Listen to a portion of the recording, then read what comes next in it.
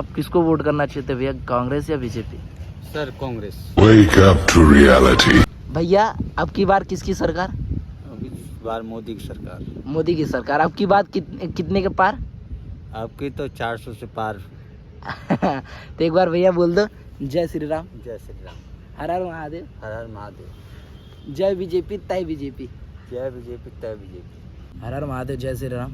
मैं सचिन दुबे आपके सामने फिर से हाजिर हो चुका हूँ। मैं देखते हैं कि पब्लिक का व्यू देखते हैं, एक ही पर्सन से पूछेंगे, हाँ ज़्यादा नहीं। अभी तो मैं जानना चाहता हूँ कि कौन किसको सपोर्ट कर रहा है और क्यों सपोर्ट कर रहा है, उसका बेसिक रीज़न जानना चाहूँगा, फिर उस पर भी डिबेट करते हैं, ठीक है? तो नमस्कार भैया। नमस्कार। जय श्री राम। जय श्री राम। आप किसको वोट करना चाहते भैया, कांग्रेस या बीजेपी? सर कांग्रेस। कांग्रेस को क्यों? सर कांग्रेस इसलिए सर कि भारत में इतनी महंगाई है और एक आम जनता जो है, एक बेसिक जनता जो है कि क्या बोलते हैं, जो आपके एलपीजी हुआ, हाँ। उसके इतने हाई रेट हो गए, 900 रुपये, 800, 900, 1000 तक का रेंज में चला गया। उधर पेट्रोल चला गया। एलपीजी गैस तो आपका 2012 में भी 900 का था। 2012 में 900 और था। उस समय 2012 में कांग्रेस की सरकार थी, और उसमें कांग्रेस की सरकार की पार्टी में एक कार्यकर्ता लेडीज थी जिन्होंने बोला था कि आप इतने गरीब हो गए हो कि 900 रुपया खर्चा नहीं कर पा रहे हो। ये तो कांग्रेस की भी सोच तो वही हुई ना? नहीं सर, कांग्रेस की सोच आप हुई। क्या कहना चाहोगे इस पे? इस पे मैं कहना चाहता हूँ कि कोई भी सरकार आए, हाँ, पहले तो उस चीज़ को क्या बोलते हैं, उस सिलेंडर या एलपीजी की जो महंगाई है उसको कम करे, ताकि आम जनता उससे। तो कांग्रेस सब, लेकिन अगर एक तरीके से आप देखेंगे तो सभी तो जुमलेबाजी कर रहे हैं। 2012 में तो वैसे ही कांग्रेस ने 900 करा था। कांग्रेस ने 2012 में वैसे ही 900 करा था। अभी वो आएगी तो क्या आपको लगता है कि 900 से कम कर देगी? मुझे थोड़ा उम्मीद लगती है। कैसे उम्मीद लगता है सर? जब वो 2012 में 900 की, तो अभी जब वो 2024 में अगर आती है, हाँ आएगी तो नहीं, लेकिन अगर आती है तो आपको कैसे लगता है कि वो 900 से कम कर देगी? वो तो 900 से और बढ़ाएगी ना फिर। 900 ठीक है, 900 कहाँ 2012 में 900 और कहाँ 2024 में 900 से ऊपर करेगी? आप खुद सोचिए। तो नहीं कर सकती तो कम से कम उस चीज़ को स्टेबल तो कुछ समय तक किया जा सकता है। कितने दिन तक स्टेबल? अरे कुछ समय तक का तो आम आदमी को राहत होगी। क्या कि क्या बोलते, जो सिलेंडर का इसमें जो प्रेजेंट टाइम में रेट है जो चल रहा है, उसको क्या आगामी सरकार उसको क्या पता स्टेबल कर पाए, उस रेट को थोड़े दिनों के लिए, तो कई 2-4 महीनों या 6 महीनों के लिए स्टेबल तो करे। 6 महीनों के बाद फिर वही रेट बढ़ेगा? तो रेट कम से कम कुछ तो मान लो आप 2014 से अब 900, फॉर एग्जांपल के तौर पे 2014 से आप 900 बढ़ते आ रहे हो, तो 6 महीने का आपको राहत मिल जाएगा तो आप संतुष्ट हो जाओगे? अरे फिर सर 6 महीने के बाद तो रेट बढ़ा ही देगा। तो रेट बढ़ा देगा तो कुछ तो रहेगा ना राहत में। अच्छा, मतलब आप बस इतना चाहते हो कि 6 महीने का आपको राहत रहे? हाँ, कुछ तो राहत हो। और ये अब देखिए बेरोजगारी भी है। तो ये तो कोई उदाहरण नहीं हुआ ना, मतलब अब आप एक तरीके से ये करना चाहते हो कि हमें बस 1-2 दिन के लिए राहत दे, फिर उसके बाद कांग्रेस हमें कितना भी महंगाई कर दे तो फिर हमें चलेगा। आप कह रहे हो 800-900 कांग्रेस, मैंने तो भाई अपने उसमें समय में क्या बोलते हैं एलपीजी 450 तक का मैंने रिफिल करवाया है। 450 हाई 2012 में ये रेट था। 2012 में आपको वीडियो दिखा सकता हूँ, आपको भी वीडियो दिखा सकता हूँ, और अपनी जितनी भी लोग, और वो सब्सिडी जो थी वो भी सब्सिडी बंद है आम आदमी की। हाँ, तो अभी आप क्या कहना चाहते हो? और कोई मुद्दा? और क्या मुद्दा है सर, क्या बोलते हैं, रोजगार की बात है। मैं 2000 किलोमीटर से चल के महाराष्ट्र में आया हूँ। और रोजगार में क्या चाहिए? सरकारी नौकरी? सरकारी नौकरी हो चाहे प्राइवेट नौकरी हो, कोई तो रोजगार मिलना चाहिए। मैं क्या बोलते 10+2 पढ़ा लिखा हूँ और प्लस में ITI किया हूँ इलेक्ट्रिशियन ट्रेड से। अच्छा। और सबसे ज़्यादा मैन पावर प्रोवाइड महाराष्ट्र में यूपी बिहार वाले करवा रहे हैं। क्या वो क्या बोलते हैं उद्योग और क्या बोलते हैं कारखाने या क्या किसी भी IT सेक्टर या कोई भी सेक्टर में सरकार ने वहाँ उत्तर प्रदेश में काम ही नहीं किया है। 2+2 डिवाइडेड बाई 2 कितना होगा? 2+2 divided by 2। Sir sorry sir, मैं मैथमेटिक्स में कमज़ोर हूँ। अच्छा, IIT का फुल फॉर्म? औद्योगिक सूचना IT, information technology. India institute of technology. हाँ, इंडिया इंस्टीट्यूट ऑफ टेक्नोलॉजी। तो अगर आप ये इंटरव्यू में बताओगे तो कैसे होगा? अरे सर ठीक है, कोई बात नहीं, जो जितनी तक की नॉलेज है मैं उतना तक मैं बता रहा हूँ। अभी आप क्या करते हो सर? इस समय प्रेजेंट टाइम में मैं इलेक्ट्रीशियन हूँ मैं। अच्छा, आप इलेक्ट्रिशियन है, कहाँ पे? KPIT कहाँ पे? KPIT blue range Pune.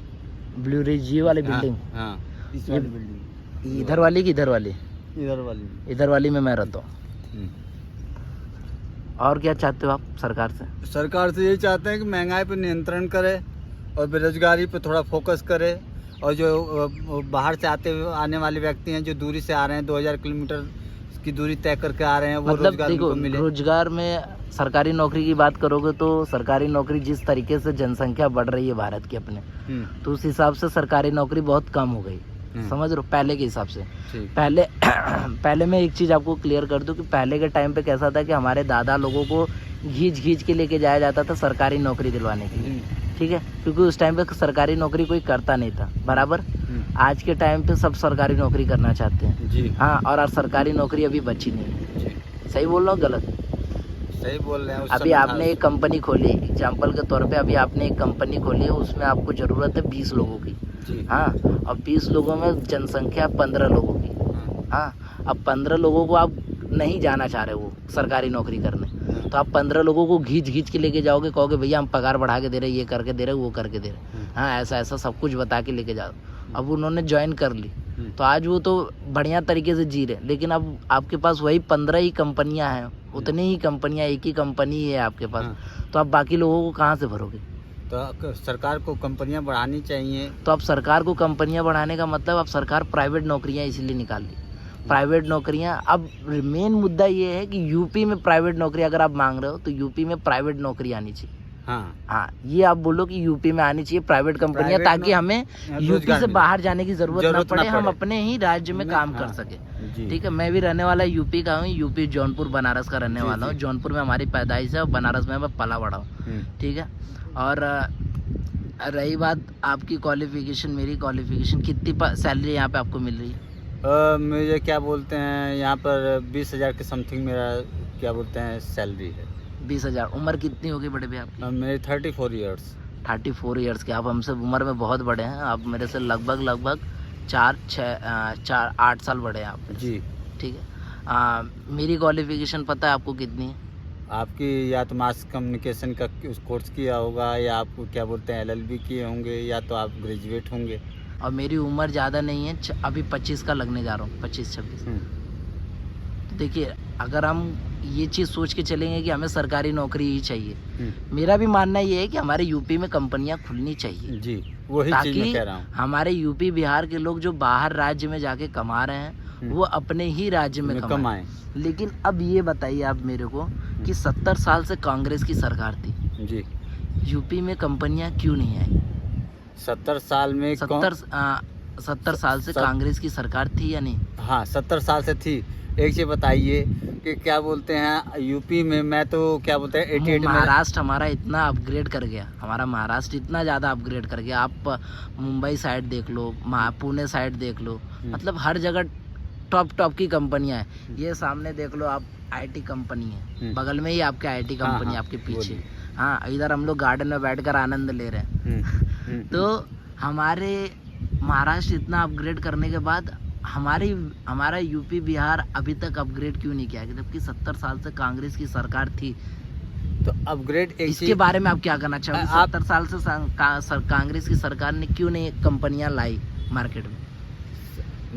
एक चीज़ बताइए सर, उतना क्या बोलते हैं, देखिए आपने महाराष्ट्र की बात की है, महाराष्ट्र स्टेट जो है 28 स्टेट्स में सबसे क्या बोलते हैं GDP पर आदमी जो कैपिटल इनकम है वो सबसे ज़्यादा है। अच्छा, महाराष्ट्र के अपग्रेड होने का कारण बता सकते? मैं बता सकता हूँ कारण। क्या? सर,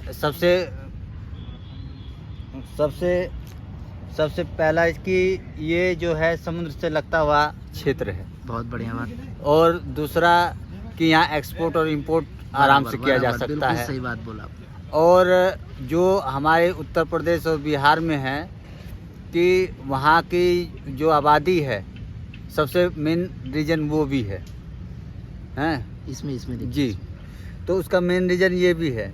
और जहाँ पर एक्सपोर्ट इंपोर्ट होता है। रुके रहिए एक मिनट। कांग्रेस ने 70 साल में कंपनी नहीं लाई, न बीजेपी 10 साल में कंपनी लाई, तो आप किस पे भरोसा करना चाहते हो?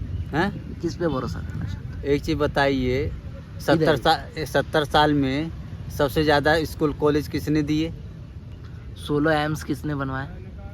16 एम्स कांग्रेस की सरकार में कितने एक एम्स complete बना है। एम्स? कांग्रेस की सरकार में एक एम्स बना है, बीजेपी की सरकार में 16 एम्स। 16 एम्स में आप बता सकते हैं कौन कौन से एम्स हैं? मैं आपको दिखा दूं पूरी लिस्ट? लिस्ट पूरी बताइए, लिस्ट दिखा दूं रन आपको? हो। 1 मिनट, मैं ये वीडियो पॉज करके आपको पूरी लिस्ट दिखाता हूँ, ठीक है? हाँ। चलेगा? हाँ आप बताओ। ठीक। तो भाई जो भी चीज़ें थी 16 एम्स की बात जो भी हमने करी, सारी चीज़ें दिखाई। हाँ, हर एक फैक्ट पे बात करा हमने। हाँ, बहुत ही पोलाइटली तरीके से हम दोनों ने अपनी बातें रखी और दोनों की बातें में सहमति यही हुई कि बीजेपी जीती। हाँ, बीजेपी अपोनेंट जीते ही। हाँ, सारी चीज़ें हुई। और भैया, अगर मेरे बात पे विश्वास ना हो रहा हो आप लोगों को तो आप भैया की बातें सुन लो, शायद आपको भैया की बात पे विश्वास हो जाए। तो भैया, अब की बार किसकी सरकार? अभी इस बार मोदी की सरकार। मोदी की सरकार। अब की बात कितने के पार? आपकी तो 400 से पार। तो एक बार भैया बोल दो, जय श्री राम, जय श्री राम, हर हर महादेव, हर हर महादेव, जय बीजेपी तय बीजेपी। जय बीजेपी तय बीजेपी। तो देख लिया भाई। तो आप लोग फैक्ट्स के बारे पे ध्यान दो। हाँ, चीज़ों को समझो बूझो, कौन सही है कौन गलत है, फिर उसके बाद अपनी राय मशवरे को रखो कि कौन तुम्हारे लिए बेहतर कर सकता है, कौन तुम्हारे देश को आगे ले जा सकता है, उस पर बात करो। ना कि तुम ये देखो कि किसने तुम्हारे लिए क्या कर रहा है। वैसे ना तुम्हें बीजेपी खाने को देगी, ना तुम्हें कांग्रेस खाने को देगी। तुम अपने पैर हाथ गोड़ से खुद ही कमाओगे, खुद ही खाओगे। गलत बोला या सही बोला बड़े भैया? सही कहा। ठीक है भैया, ठीक है। बाकी हर हर महादेव, जय श्री राम।